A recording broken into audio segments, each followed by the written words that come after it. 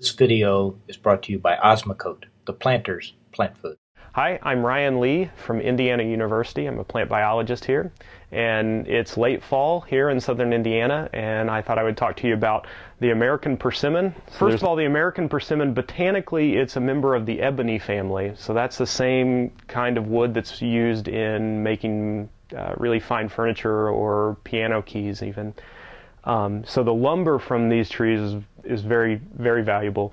But what I'm more interested to tell you about today is the fruit from the persimmon tree. So this is a persimmon that's still attached to a stem. I broke this off a few days ago. Persimmons ripen in the fall, anywhere from mid to late August up until the beginning of October. So when they're fully ripe, they have a very bright orange color. They're soft to the touch.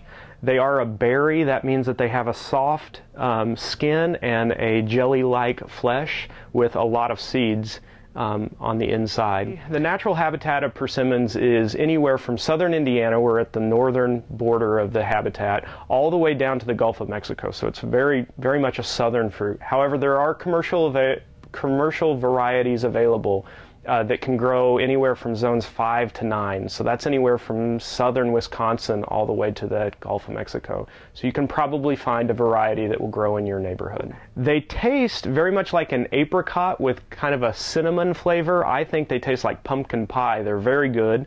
You want to eat these things when they're fully ripe, and you don't want to pull one straight off the tree and eat it because it won't be ripe. So there's two ways of dealing with this.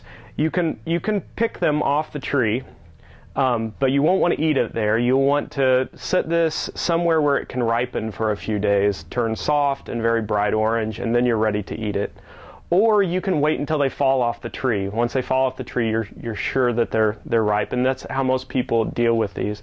So that means lay out an old sheet underneath the tree at night, or a tarp, and then the next morning collect the fruit. But you'll want to do it early in the morning because the wildlife love to eat these as well. So you'll want to pick those fruit up early in the morning so that they don't have a lot of stuff that you don't want on them. So you don't want to eat them straight off the ground.